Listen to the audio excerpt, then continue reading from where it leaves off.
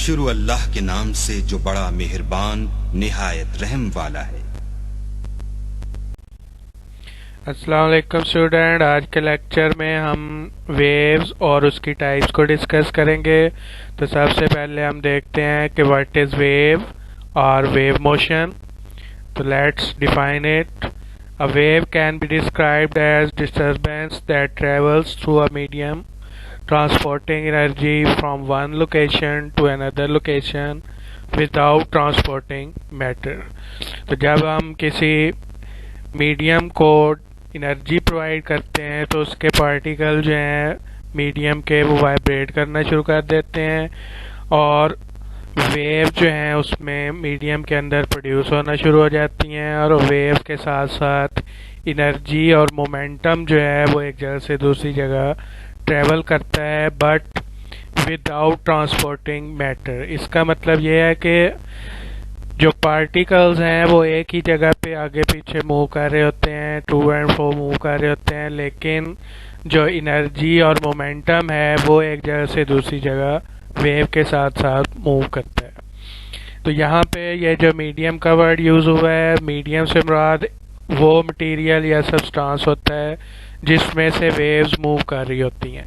A substance और material that carries wave. और medium जो है वो सॉलिड, लिक्विड या गैस कोई भी हो सकता है जिसमें से वेव एक जगह से दूसरी जगह मूव कर रही होती हैं। फॉर एग्जांपल समंदर में जो वेव्स प्रोड्यूस हो रही होती हैं उसमें जो मीडियम होता है वो water.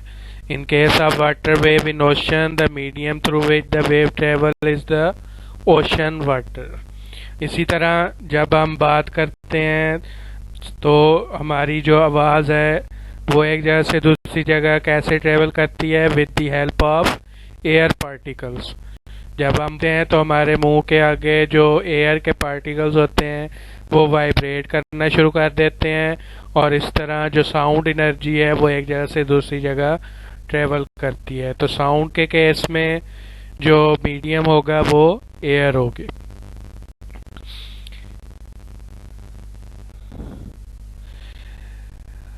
Next let's explain an example of wave motion.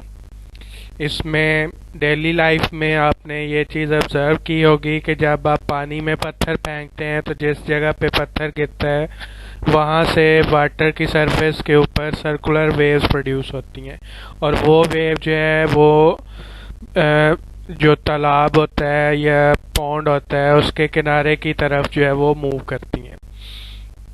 तो जब स्टोन पानी में गिरता है, पत्थर गिरता है पानी में, तो पत्थर अपनी सारी एनर्जी जो है वो पानी के पार्टिकल्स को ट्रांसफ़र कर देता है जिससे पानी के जो पार्टिकल्स हैं वो वाइब्रेट करना शुरू कर देते हैं और इस तरह पानी की सरफेस के ऊपर वेव्स प्रोड्यूस होती हैं और एनर्जी जो है वो पार्टिकल टू पार्टिकल जो है वो एक जगह से दूसरी जगह मूव करती है।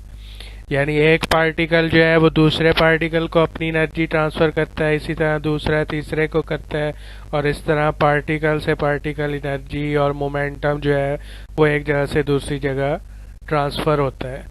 लेकिन जो पार्टिकल्स हैं वो अपनी जगह पर ही ऊपर नीचे अप एंड डाउन जो है वो मूव करते हैं या टू एंड फ्रो मूव करते हैं, लेकिन जो वेव्स हैं वो एक जगह से दूसरी जगह ट्रेवल करती हैं और उनके साथ साथ एनर्जी और मोमेंटम भी जो है वो एक जगह से दूसरी जगह ट्रेवल करता है।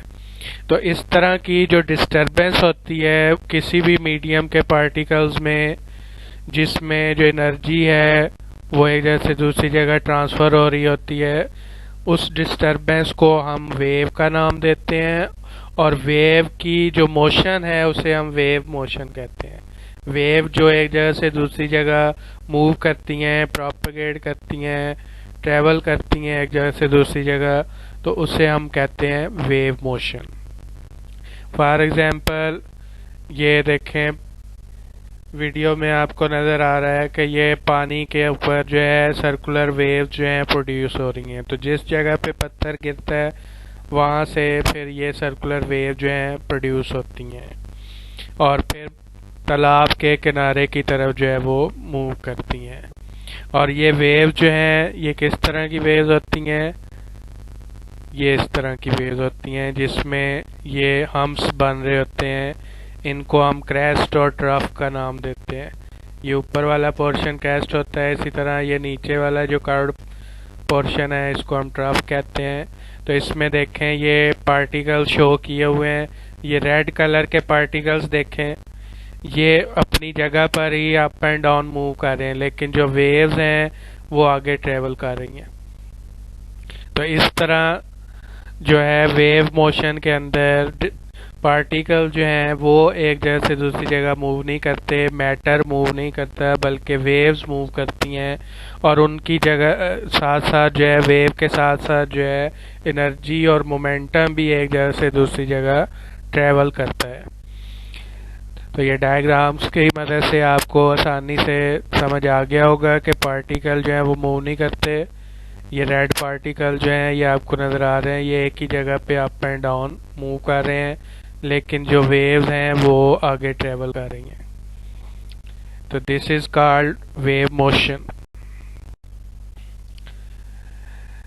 हाँ जी, नेक्स्ट जो है वो हम देखते हैं particle to particle interaction. Waves में जो पार्टिकल टू पार्टिकल इंटरेक्शन होता है, यानी एक पार्टिकल दूसरे पार्टिकल से कोलाइड करता है, दूसरा अगले से कोलाइड करता है, और इस तरह पार्टिकल जो हैं वो जब एक दूसरे से कोलाइड करते हैं तो अपनी एनर्जी दूसरे पार्टिकल्स को ट्रांसफ़र कर देते हैं।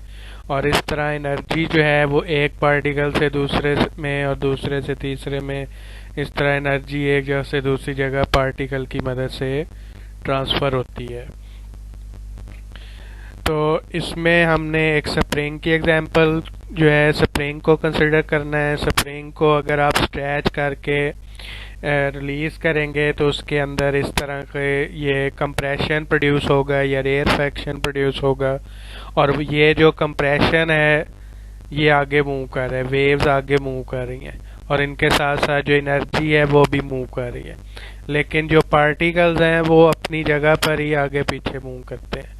पार्टिकल्स आगे मूव नहीं कर रहे, वेव्स सिर्फ मूव कर रही हैं। Consider the medium as a collection of interacting particles. The medium is composed of parts that are capable of interacting with each other. The interaction of one particle of the medium with the next adjacent particle allows the disturbance to travel through the medium. यानी जब particle जो है वो एक दूसरे के साथ interact करते हैं, कोलाइड करते हैं, तो डिस्टरबेंस जो है वो एक पार्टिकल से दूसरे पार्टिकल तक जो है वो मूव करती है। मीडियम के थ्रू वेव्स जो हैं वो एक जगह से दूसरी जगह मूव करती हैं। In the case of slinky waves, ये स्लिंकी जो है स्प्रिंग को हम स्लिंकी कहते हैं, ये बहुत बारीक सा स्प्रिंग होता है, इसको हम स्लिंकी कहते हैं। तो इसके अंदर जो वेव्स प्रोड्यूस हो रही हैं उसे हम कहेंगे slinky wave. The particles are interacting parts of the medium or the individual coils of the slinky. यहाँ पे जो पार्टिकल है ये जो कंप्रेशन सा प्रोड्यूस हो रहा है, ये इंडिविजुअल पार्ट्स जो हैं स्प्रिंग के, ये पार्टिकल्स को रिप्रेजेंट कर रहे हैं। In the case of sound wave, और साउंड वेव के केस में क्या होगा, एयर के जो पार्टिकल्स हैं वो एक दूसरे के साथ कोलाइड करते हैं, इंटरेक्ट करते हैं, और साउंड एनर्जी एक जगह से दूसरी जगह ट्रेवल करती है। इसी तरह स्टेडियम के अंदर जो वो बैठे होते हैं लोग, वो जब एक दूसरे से बात करते हैं तो उनकी आवाज़ भी एक जगह से दूसरी जगह जो है पार्टिकल्स की मदद से ही, एयर के पार्टिकल की मदद ट्रेवल करती है। तो आई होप कि आपको ये पार्टिकल टू पार्टिकल इंटरेक्शन समझ आ गया होगा। नेक्स्ट, कैरेक्टरिस्टिक्स ऑफ वेव्स, यानी वेव्स की कौन कौन सी कैरेक्टरिस्टिक्स होती हैं, उसके लिए आपने ये डायग्राम्स कंसिडर करनी है। तो ये फर्स्ट डायग्राम जो है इसमें देखें, ये सेंटर में एक लाइन लगी हुई है और ये एक आधा पोर्शन वेव का ऊपर है और आधा नीचे है। तो ये जो ऊपर वाला पोर्शन है, ये सेंटर वाली लाइन जो है ये असल में मीन पोजीशन को शो कर रही है।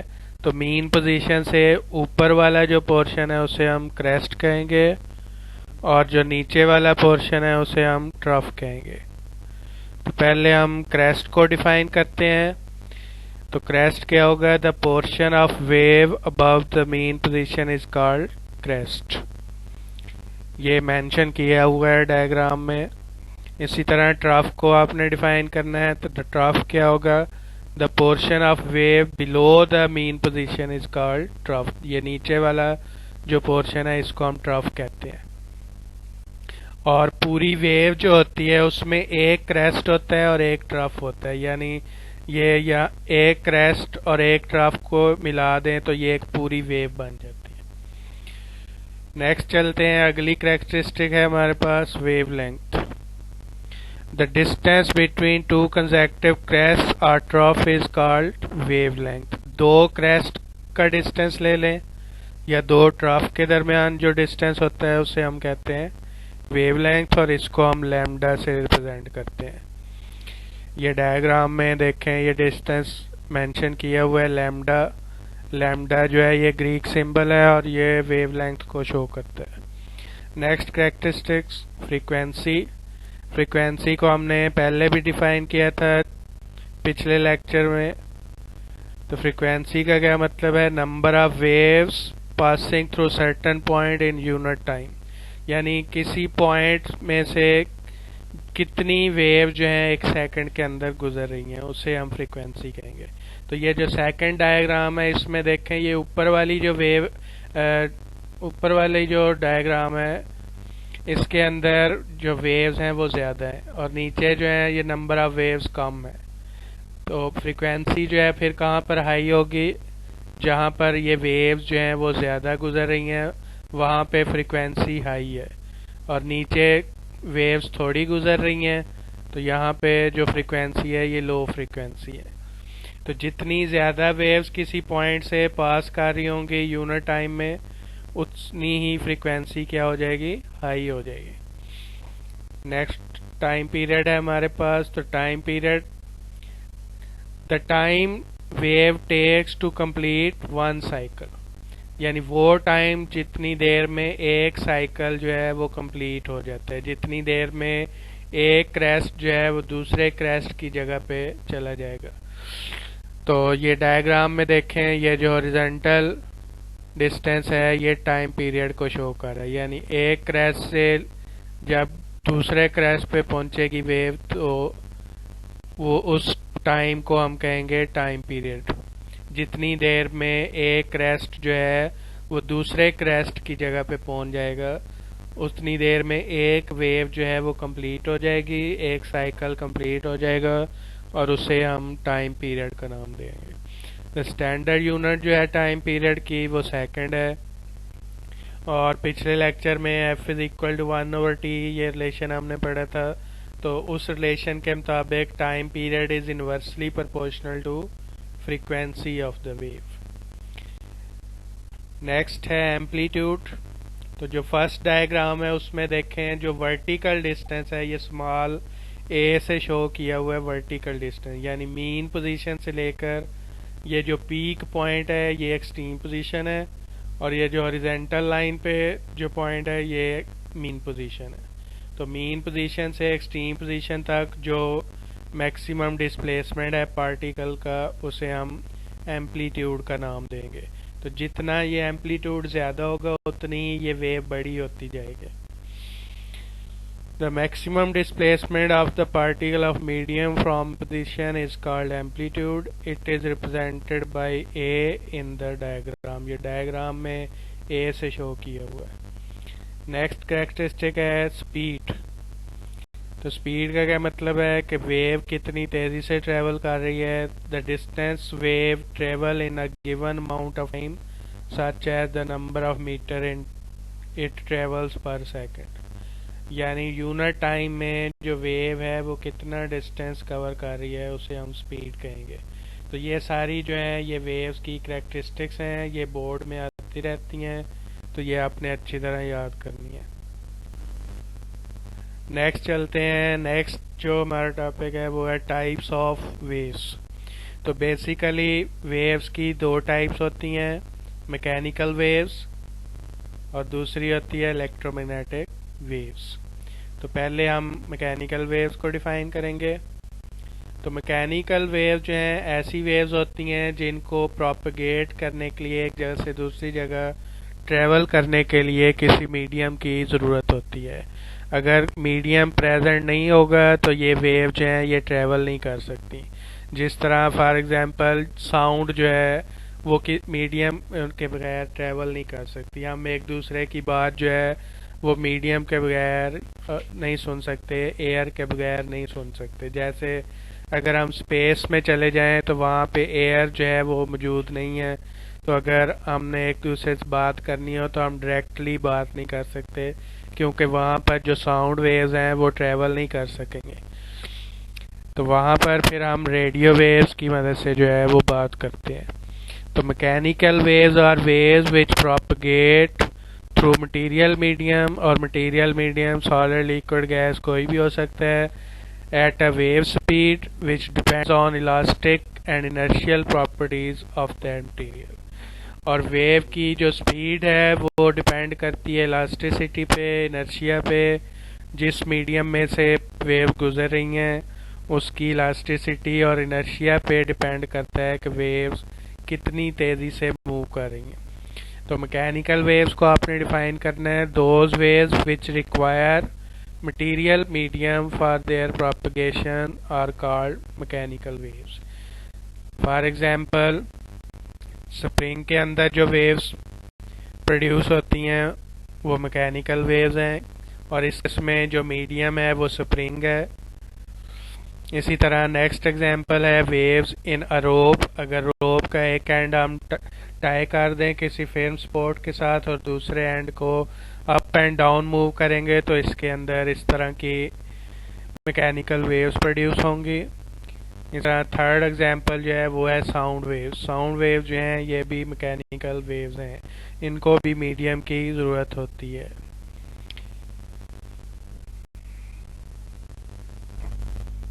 नेक्स्ट जो टाइप है वेव्स की वो है इलेक्ट्रोमैग्नेटिक वेव्स। तो इलेक्ट्रोमैग्नेटिक वेव्स को आपने डिफाइन करना है कि those waves which don't require material medium for their propagation are called electromagnetic waves. Electromagnetic wave जो हैं उन्हें मीडियम की ज़रूरत नहीं होती, जिस तरह X rays, light, laser, radio waves वगैरह, इनको मीडियम की ज़रूरत नहीं होती। ये स्पेस में भी ट्रेवल कर सकती हैं और ये अप्रॉक्सीमेटली स्पीड ऑफ लाइट से जो है वो मूव करती हैं। और इलेक्ट्रोमैग्नेटिक वेव जो हैं वो जनरेट कैसे होती हैं? इलेक्ट्रोमैग्नेटिक वेव जनरेट होती हैं with the help of electric field and magnetic field. Electric और मैग्नेटिक फील्ड जब आपस में इंटरेक्ट करती हैं, ऑसिलेट करती हैं यानी चेंज होती हैं बार बार, तो उनके चेंज होने से इलेक्ट्रोमैग्नेटिक वेव्स बनती हैं। Electromagnetic waves or EM waves. EM जो है वो एब्रीवेशन है। EM waves are waves that are created as a result of vibrations between an electric field and magnetic field. In other words, EM waves are composed of oscillating magnetic field and electric field. यानी electromagnetic waves के अंदर magnetic और electric field जो है वो change हो रही होती हैं, ऑसिलेट कर रही होती हैं मिनिमम से मैक्सिमम वैल्यू तक या मैक्सिमम से मिनिमम वैल्यू तक बार बार चेंज हो रही होती हैं, और इनके चेंज होने से ही इलेक्ट्रोमैग्नेटिक वेव्स बनती हैं। नेक्स्ट एग्जांपल देखते हैं। ये डायग्राम में आपको इलेक्ट्रोमैग्नेटिक वेव्स की एग्जांपल नज़र आ रही हैं। इसमें ये सारी इलेक्ट्रोमैग्नेटिक वेव्स हैं। पहले नंबर पे ये रेडियो वेव्स हैं, फिर microwaves, infrared waves, visible light, ultraviolet rays, X rays, gamma rays, ये सारी इलेक्ट्रोमैग्नेटिक वेव्स हैं। और नीचे यहाँ पे ये यूजेस भी लिखे हुए हैं कि ये वेव्स कहाँ कहाँ यूज़ होती हैं। जैसे रेडियो वेव्स की मदद से ये रेडियो वगैरह और टीवी हमारा काम करता है।